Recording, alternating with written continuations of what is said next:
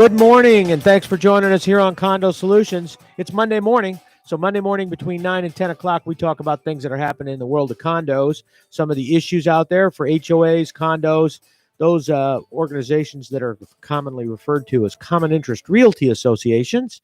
That's the umbrella name for all of those, which includes the timeshares as well and co-ops and things like that. But we're here to tell you or help you with questions you may have on some of the condo issues that go on, some of the things that have happened or do happen, or maybe just you're new to condos here in Florida and you're kind of curious about what the HOAs can do, what the condos can do. In fact, we talk about condos a lot, but homeowners associations are probably more heavily regulated in Florida than other states, and as well as the fact that HOAs here in Florida do from time to time come into play, and many places up north, may not have a homeowners association, or the homeowners association may just have some very minor duties.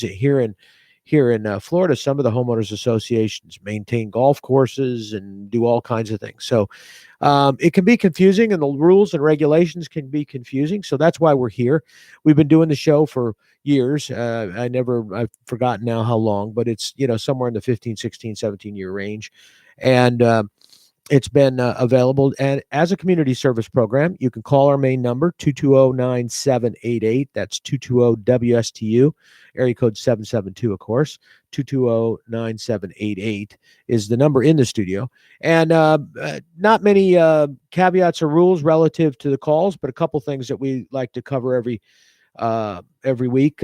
One, we need a name. We don't need your name, but we need a name to call you, so you can be whoever you want to be this morning.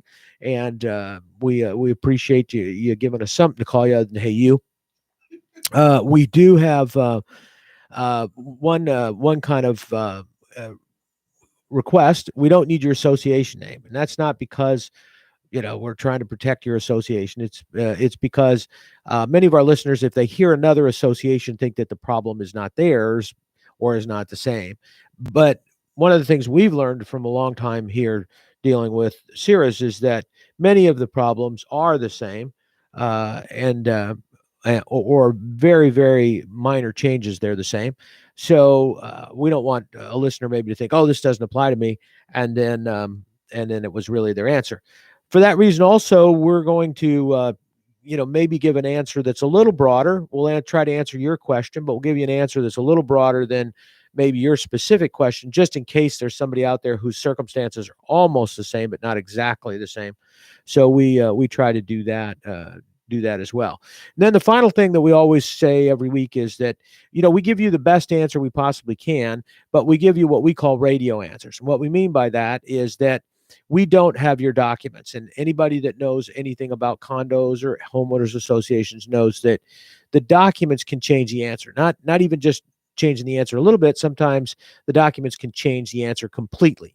So we're going to give you an answer based on the law, rules, regulations, court cases, common practices, and your interpretation of your documents, recognizing that, documents can be confusing, they can be conflicting, and therefore, your explanation or understanding could be a little bit different than legally how they would be interpreted if you went to court. So if you're looking at getting an answer, to maybe having to pursue legal action or having legal action pursued against you or whatever the situation is, please make sure that you contact a qualified professional like Peter Mullengarden, who's our attorney here on the program, and make sure you talk to him and let him look at your documents and give you advice. We're trying to be helpful. We're trying to answer questions and provide as much information as we can to give directors some guidance, maybe so they avoid some unnecessary legal actions or whatever, or take action that's necessary. But we don't condone or encourage people to use this show as their legal advice for taking board action without making sure that they've checked it out with either their legal counsel or, again, somebody like Peter who's got expertise in the area and could review your documents. So those are our only real caveats, and they're the only thing there. Otherwise, anything is fair game. You can call in. We may be talking about another subject. If it's a listener that's called and we're answering that question, please be patient. We'll get to your call as quickly as we can. If, on the other hand, we're just chatting because Peter and I do that from time to time until we get questions, then you call and we'll gladly take your topic, even if it's off the subject that we're talking about. So that's the extent of the spiel this morning. Peter, how you doing this morning? I'm fine. Good morning. How are you? Good morning. Good morning. Yeah, it's a good tax day for those out there who may have forgotten. Today is the extended due date for your tax return. So uh, make sure you stay on top of that. If you haven't filed an extension, at least go ahead and do that. If you need to file your return, you got not much time.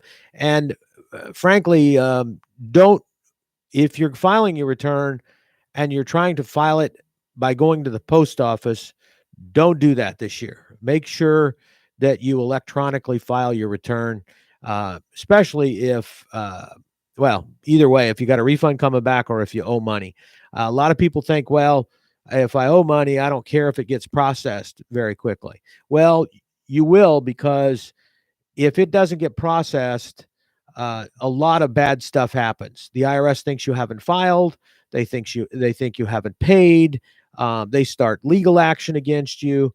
They do a lot of things based on the fact that they haven't opened the mail yet, and they have millions, not a few. They have millions of pieces of mail that aren't opened from last year, including tax returns, estimated payment checks that you've made. So there's all kinds of bad things out there that potentially are going to happen. So go ahead and make sure that you file electronically, and that will help. Just a couple notes on that.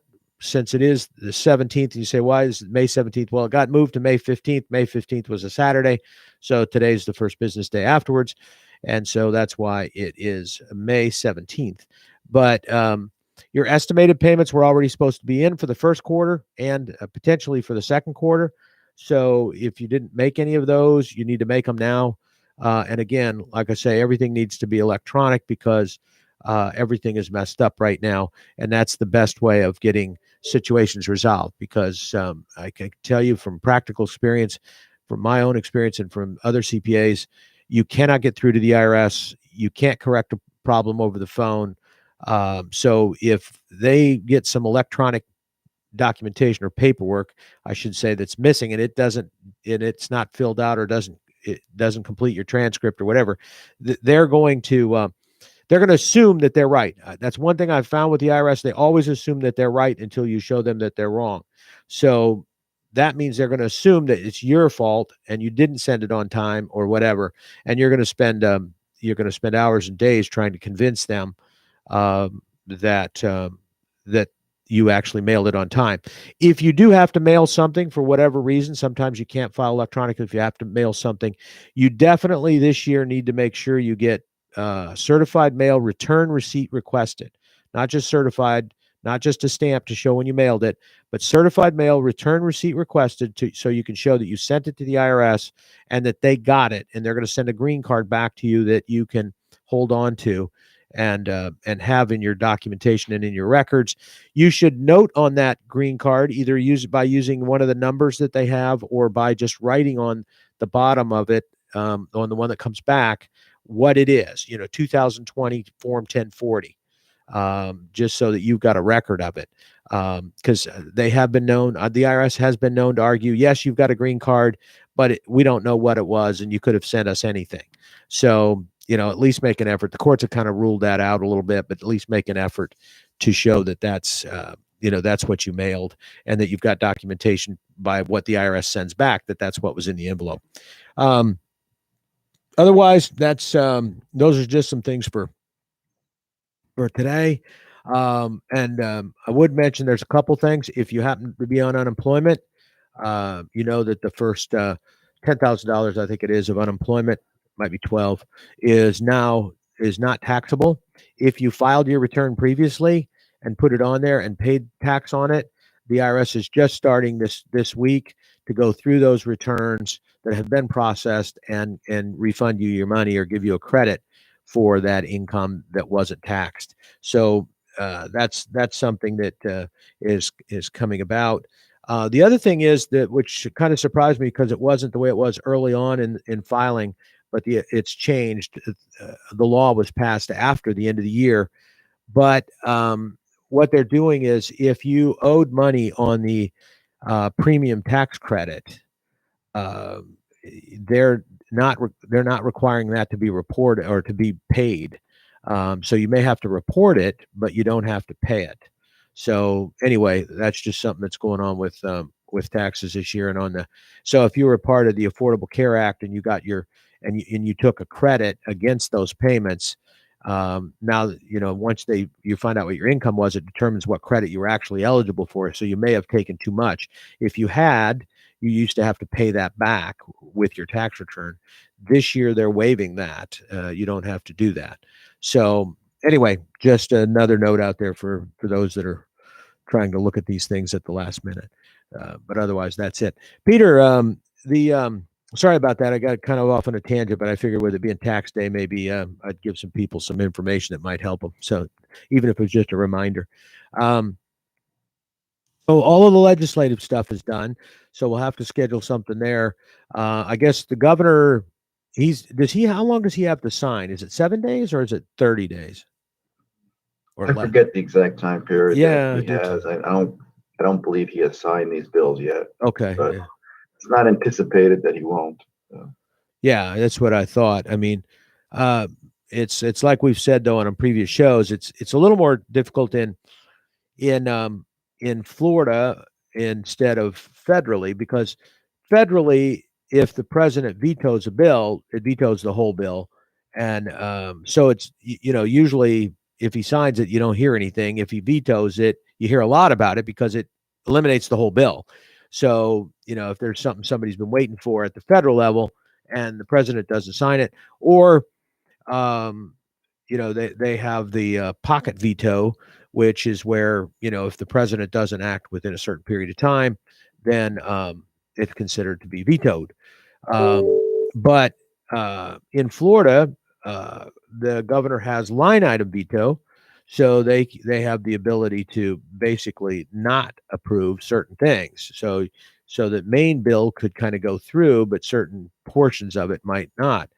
And that's why that's why when they're drafting all of these bills, there's so much give and take, and so much, uh, regardless of who's in the governor's mansion, there's changes that get made, and the governor's office is called in on a continual basis, even including at the end of the session, because all of this work can be for nothing if the governor doesn't like certain portions of it and isn't going to sign it. So and like I say, they can then veto that portion of the bill and eliminate that. And sometimes, there's collateral damage. So anyway, those are things that you should be aware of. There's also, I guess, going to be a special session coming up here of the legislature, but that is strictly on gambling and the rights that will be conveyed on sports betting and things like that with primarily the Seminole tribe. So that's coming up, I think, this next week or something as a special session. But other than that, we've got some stuff out there, so we'll have to wait. And once they don't become law typically till July 1st. So and some of them in the past have been delayed 6 months or delayed a year even on implementation if they're a very significant item. So just wanted to mention that to everybody. We'll be Peter and Allison will be talking about that, and going over that, maybe even when I'm gone. But that'll be a good program. So make sure you stay tuned to us on Mondays and find out when we're doing that, because you'll want to hear what the updates are right away, so that you'll be familiar with what some of the changes that are being made. Other than that, I think that the there a lot of things right now. People are starting to cruise into to the hurricane season, getting ready for it. Hopefully people are renewing their insurance or doing whatever they need to do so that they have that in place before the hurricane season. Uh, um, there's two reasons for that. One, um, if your policy comes due during the hurricane season, there's freezes that occur on insurance, and so you could get into a situation where you're kind of potentially going to be uncovered, or have a situation where now typically they can't cancel your policy, but now insurance, homeowners insurance, building insurance, things like that we're talking about, it tends to the insurance companies tend to kind of wait till the last minute to give quotes. In the old days, you could start getting quotes, going out and start getting stuff about 60 days in advance. But now it's very hard because the insurance companies are kind of changing their pricing, even kind of constantly, depending on what's going on. So it's good to it's good to get that thing resolved prior to the hurricane season, and so that there's no a period of time where you don't have any choice and you got to continue with coverage maybe that doesn't have all the coverage you need and maybe needs to be changed. So that's the issue. So you may want to be adding coverage because you've looked at your insurance and you determined that you've got some gap there that you didn't know about, and you're trying to add that insurance and you can't add that insurance in certain times during the hurricane season. So that's one of the reasons why you want to get that done and analyzed and everything ahead of time. And it's always good to have a professional who understands this type of insurance, particularly condos, but understands this kind of insurance, to know when what kind of insurance you need, where you have duplicated coverage and where you don't. And it can get very confusing. And in HOA areas, townhomes, things like that, it can get very confusing as to who has what kind of insurance and who's responsible for what. Who's responsible for flood insurance? Who's responsible for certain property insurance? That that can be very complicated. So make sure you have an agent that does that. And I'll put in a shameless plug because they're one of the sponsors. Rick Carroll Insurance, Keith Carroll at Rick Carroll Insurance has been doing this kind of work for years and years and years, and does it for tons of associations and does understand the coverage. So, somebody like that teaches on that subject or has been doing that type of work, it's really an area where you should request a professional who has done this work before. You don't want to, I hate to say it, but you don't want to get somebody who's brand new and just there's big commissions, so they're decide, oh, let me do a couple condos and I'll make some good money. Well, they're very difficult coverages, and if you don't understand what you're doing, you can either leave a gap or you can duplicate coverage, and that gets expensive if you're duplicating coverage much. So that's why we do that, and we encourage it to be done in May or April, or definitely prior to the time that you get into the heart of the hurricane season, which is the season starts June 1st. So when you get into July, you're starting getting in real heavy into the possibility of storms. But even in June, we've had a number of storms come through in June. They might not be as bad, but they can still do damage. If they hit you, they're going to be it's still going to be costly. So anyway, that's one of the reasons that you want to do that, is to kind of get it in advance and get it nailed down and taken care of.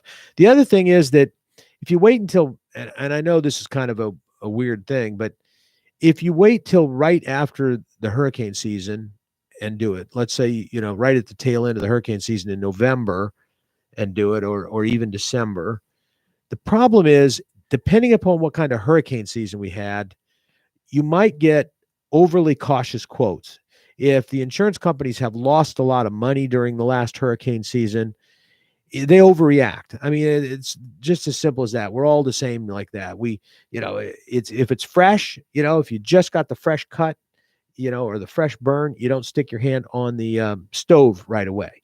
But, a couple years later, after the scar's kind of there and you just barely notice it, you might stick your hand on the scale, on the stove again. It's the same concept with insurance. Once they've lost billions of dollars in a hurricane season, they're going to immediately jump prices up.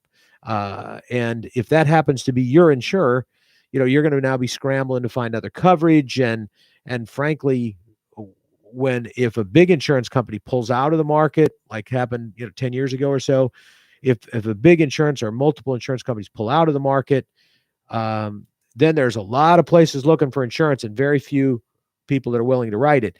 And in the area of condo insurance in particular, because of the size of those policies, many times, those insurers, there's a basic insurance company, and then there's reinsurers.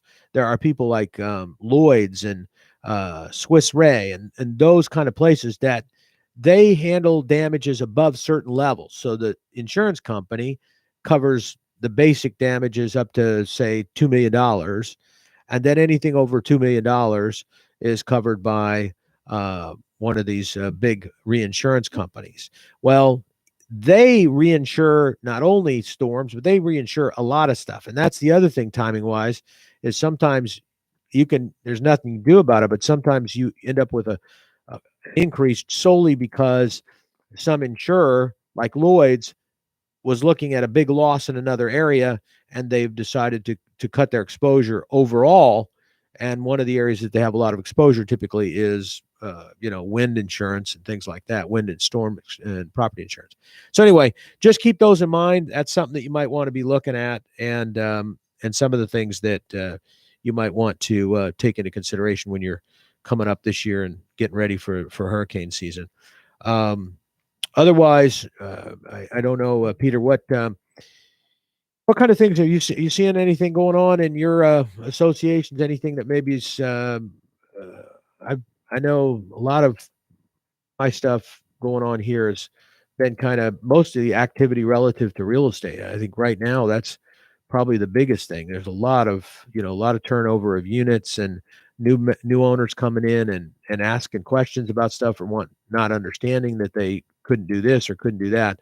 Have you seen any kind of things like that, or any enforcement action taking place, or problems with maybe new owners coming in and not fully having not been fully familiar with the documents? I haven't seen any more than usual. No more than usual. To be honest. But no. I think I think the insurance thing is good to remind people. When you talk about homeowner associations, townhomes, just a quick reminder that the statutes don't address that at all. That all of that is completely driven by your documents with respect to, for a homeowner association, who covers what with respect to insurance. Typically, obviously, with a single family detached, it's typically going to be the owner insuring, their home. Townhome association, attached, it depends. Sometimes it's the owner, sometimes it's the association.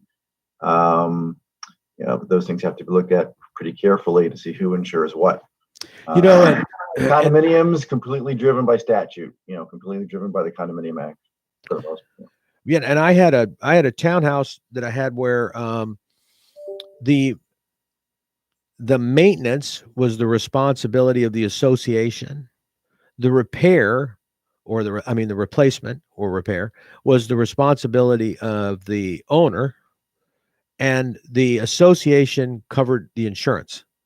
So it was kind of an interesting situation because, depending again, what you were doing. So, and those are tricky because if there's a situation where there's a claim, you run the risk that the insurance company argues that the damages were as a result of either maintenance, lack of maintenance, or that it was something that was in disrepair, which may be the owner's responsibility, and you may find yourself uninsured for that activity. And so you really need to make sure that, especially where you don't have control over the maintenance or things like that, that you've got some sort of coverage in that situation. And I had a condominium unit that I owned, which again, like Peter said, is covered, is pretty well tied down. But even with that, having a full understanding of your documents definition of of association property and common property versus your property. On my unit, I had thought that the association was responsible for the windows, and it turned out they were only responsible for the exterior. So the caulking around the windows was, I guess, defined in my documents as a maintenance item. And so as a result, we had a storm, and it wasn't even a hurricane really, but we had a storm. That caulking got blown out, or damaged, and created little holes between the window casing and the concrete block, and I ended up with water damage, and it was a rental, and I didn't know about it. Didn't know it had been a problem, and lo and behold, I had mold. And so the next thing you know, the insurance company is coming in claiming that they don't have to cover the mold because it was a repair issue, and I was negligent on repairs. So that was a $10,000 lesson to someone who actually is supposed to know better, but you've got to be real careful, because those are the kind of things that can happen. And it, unless you've got an experienced agent that knows to ask about something like that, or to look at that and say, okay, there's a potential risk here, so you need to have coverage for this, because otherwise, you know, I thought the insurance was covered by the condo association had the insurance on that, and I wasn't covered on that.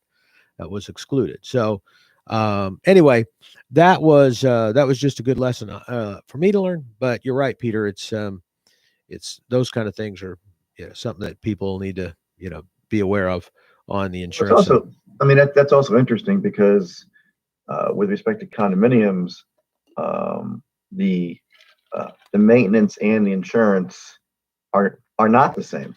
Whereas the association will insure the windows, and the association will insure the interior drywall, and will insure even interior doors, unless they've been upgraded or changed out. Not replacements of like, kind, and quality. Yet the owner maintains those things sometimes, or usually. Well, the windows can those can depend. Sometimes the owner is responsible, sometimes the association is responsible. That's a document thing. But the association insures items that it, quite frankly, probably does not maintain. So it is somewhat interesting. The association does not insure, the floor coverings, the wall coverings, the cabinets, the countertops, the window treatments, the appliances, things like that. But it does insure things that, quite frankly, it does not maintain. So there's a divergence in a condominium between the maintenance and the insurance. For a homeowner association, there may be a divergence, there may not be. Again, that depends upon the documents. Right.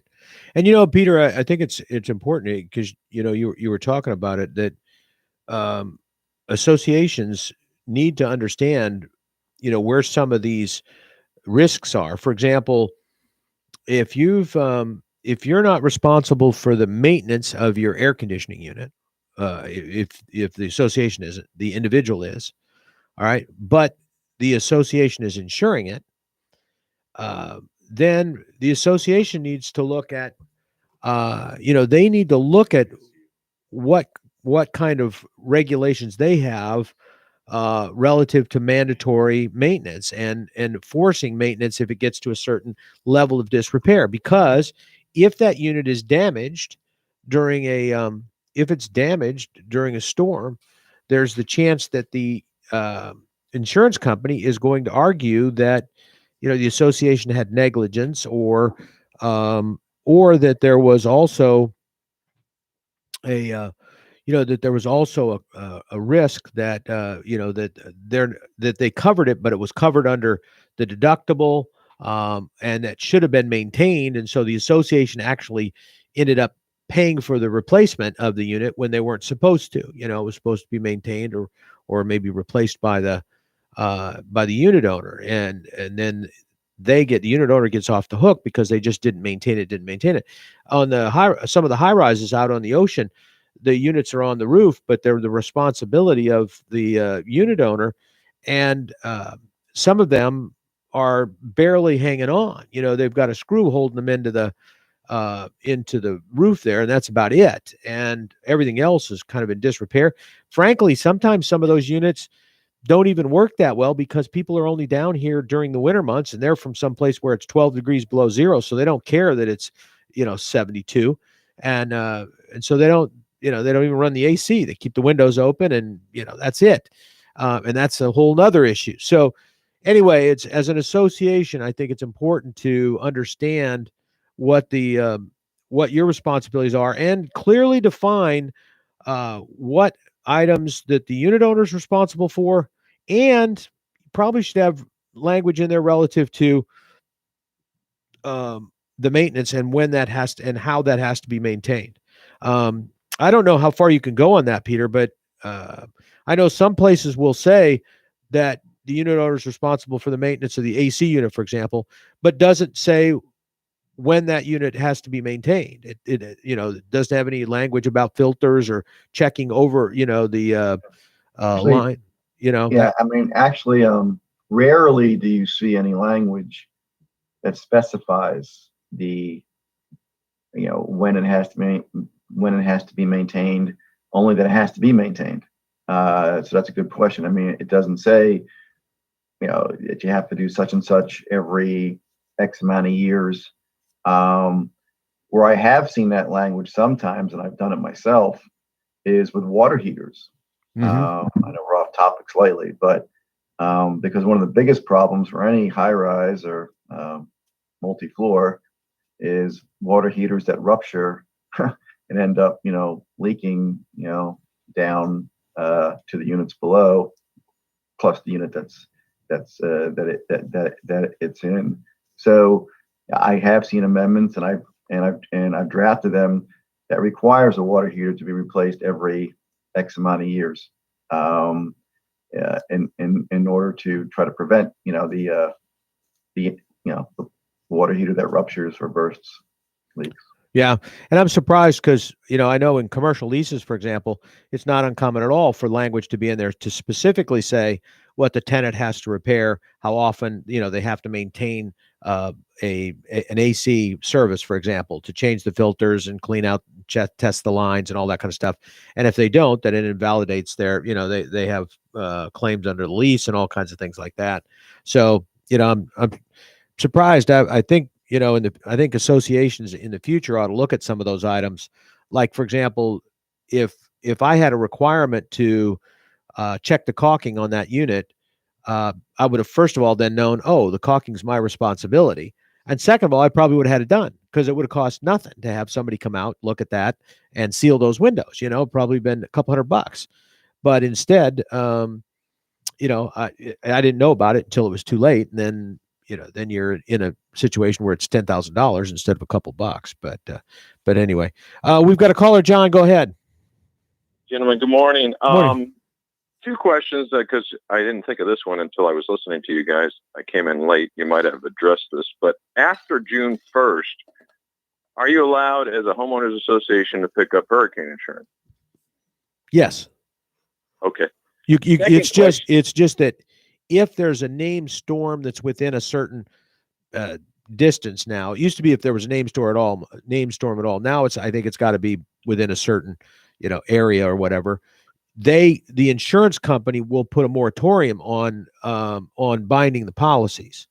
So that's why you can get it after June 1st, but depending upon when you're trying to write it, the insurance company may not have to write it. So if you're trying to add an amendment to your policy, you may not be able to get that because they don't have to make modifications if there's a named storm. And usually that's not a big deal, but we've had years where over a 4-month period of time, you had maybe 3 weeks that you could have bound a policy because, the storms were just back to back to back. So anyway, sorry, go ahead, John. Yeah, no, that's what I was thinking of. I'm glad you reminded me. There is a moratorium once the storm has been declared, and I guess a few days after maybe. But My other question is contracts with a homeowners association, in this case landscaping. If it has expired and there's no clause in there that it automatically gets extended if the parties agree. So if it's expired, is there any liability if they get hurt if we don't have a contract with them? If who gets hurt? The landscaper, he falls off his lawnmower, let's say. Well, hopefully he still has his workers' compensation. Interesting point. I mean, I don't know if the indemnity is going to carry on if they're still acting under the. I mean, that contract's over.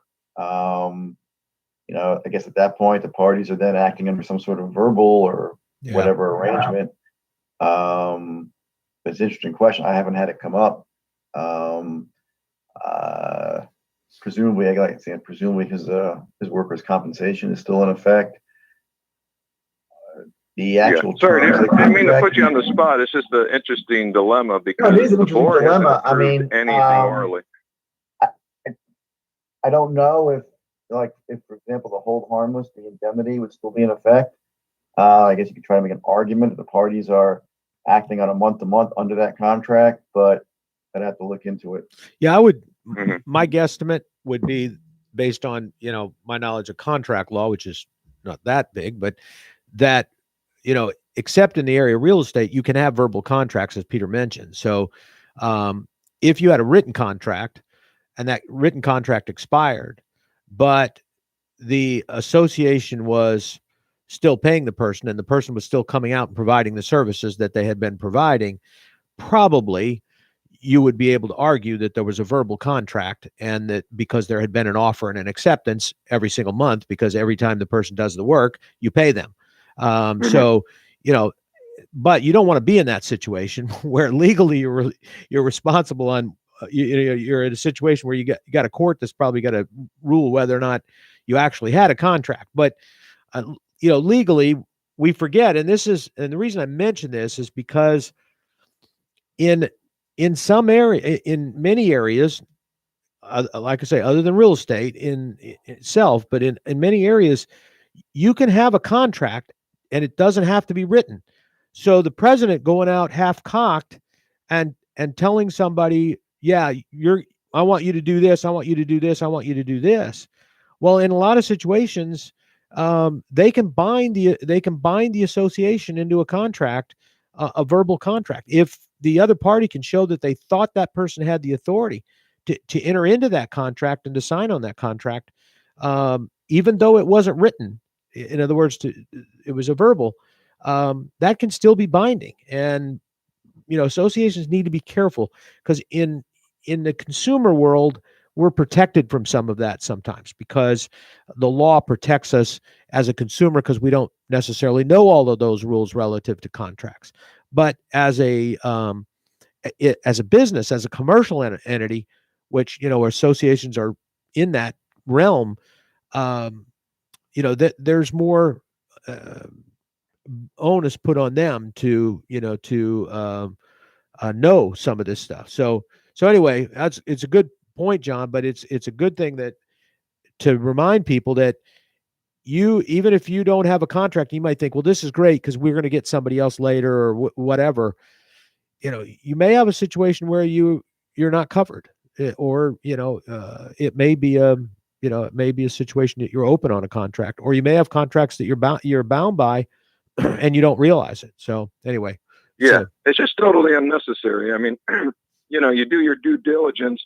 You don't leave yourself open to exposure. And that's the problem. We have this president who just acts as a dictator, doesn't inform the board what she's doing. And unfortunately, we have to go by what she tells us, that there's some oral agreement. First it was she didn't know the contract expired. Then she says, well, no, it actually expires in 3 months when it doesn't. Then she says, oh, I did an extension. So it was just one answer after another. And when you leave yourself open, and like you say, there's no concrete rule possibly, but whenever you leave yourself open, there's always a room for argument. And that's that's when the two lawyers go at it in a courtroom and a judge decides, and you always have a 50-50 chance. I just hate to see any association have a president who does not communicate with the board. And she's basing her authority on the Articles of Incorporation, which state that the association has the authority, or shall have the authority, to do the following. And, it's a whole list of things. But I tried to explain to her that the association is represented by the board, and you have to go to the bylaws where it says the board's authority. And she thinks that just because she's the president, she can do unilaterally these things to us. And to me, it's just leaving us open to exposure. Well, no, she can't. And actually, I want to just go back to the contract thing. Yeah. The Condominium Act does say that basically any contract that is not to be fully performed within 1 year after the making for the purchase, lease, or renting of materials or equipment must be in writing, and all contracts for services must be in writing. So, the expiration of that contract, and if you don't have a written contract in effect, is a violation of the Condominium Act. Now, I'm not, how that's going to play out in terms of liability or whatever, hard to say, but any contract that association signs or that's involved with services is required to be in writing. So it's a problem if you're acting under a expired contract. Well, and that's what I was going to say. And I'm surprised because normally, like we talk all the time about some very small contracts. It doesn't make sense to get your attorney involved all the time, right? Landscaping is usually a pretty significant number. And, so usually on a landscape contract, a lot of times you will want to have your attorney look it over. One of the things they're going to look for, at least in my experience, Peter does, others do, is what happens if the contract gets to the end of the contract period. There's usually language in there that makes it so that it doesn't just get out in limbo someplace. Either it can be either it's renewable on a 30-day basis without or somebody has to give notification so many days in advance or whatever. Usually there's language in there that indicates what has to happen for that contract to continue. But usually there's a provision in there that if something slips through the crack, that here's what happens. It's month to month or whatever it is. So I mean, I think it's important on a lot of these contracts that are big like this to have somebody review that contract to make sure that there's not there's not some provision in there, and even just like I say, even like Peter just now with he knows what the law is too. So and that may be different. Like I say, I gave a nice little presentation about what can be a verbal contract, but if there's a statute that says, that's not allowed, then, you've got a situation where, that might not be binding and you may not be able to use that as an argument. And you could be out there, you could have somebody suing you personally for damages or whatever. So I tell my clients that all contracts need to be in writing. Quite frankly. Yeah. That's the way that's just how I advise them. Well, it just makes sense. I mean, it makes sense that they should, because, then there's no confusion, but it is, especially on stuff where, sometimes you don't want to, there's a situation where the timing isn't right to be, bringing up a renewal, if you've got a situation where, you've got a contract with somebody for something to provide a certain service at a certain price, and for whatever reason, maybe that market is out of skew right now. And, if you renew that on a bid basis or on some sort of renewal basis, you're probably going to get a price increase. Sometimes you want to leave stuff alone. So sometimes it's nice if it can just get going, just keep going. So there's those kind of things that you just need to look at when you're doing contracts. Again, it may not make sense on something that's that's a $5,000 contract. It may not make sense to spend $3,000 having an attorney review it, but then it could, because it could bind you to something that's going to cost you hundreds of thousands of dollars. So you just got to use some, judgment on something like that.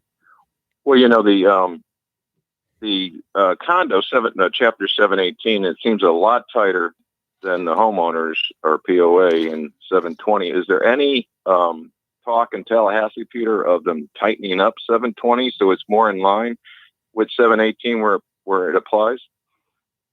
It's been coming more in line every year, quite frankly.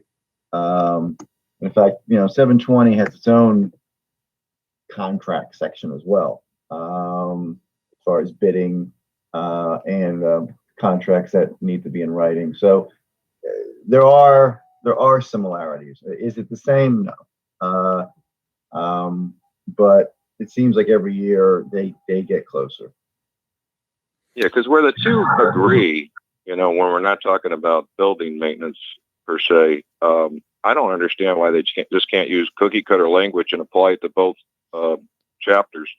It gets kind of interesting when you read some of the things in 720. They're pretty archaic, like they've been there for 40 years. But I tend to agree. I think, quite frankly, that they should make the election procedure the same for both. Okay. Yeah.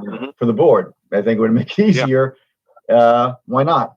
But but they haven't yet. But the HOA Act 720 has the same language about contracts being in writing that is in the Condo Act. So, oh, really? Okay. Yeah, I'll have to look that up. I wasn't not aware of that. 720. It's in 720 3055. 3055? Yeah. It's interesting, and we're kind of running low on time, but I think on a lot of this stuff, Peter, it generally, as you said, the homeowners association statute always, kind of lags the condo statute because there are a lot of small homeowners associations out there. Now, there's a number of small condo associations, but even with a condo association, you've got more responsibility for maintenance of property and everything else. There's more work involved. With the homeowners associations, you get a 12 unit. I know an association that was just developed for a 6 unit a project. The builder went in. It was in town. The city said, no, you got to have an association to maintain that one road that goes in there. And they did, and they had to. So on something like that, some of the rules could be kind of onerous because, if you need to have a vote, you go banging on a couple doors, have a meeting and say, here we going. But anyway, so yeah, it's tough. There's some things I wish to get a lot closer.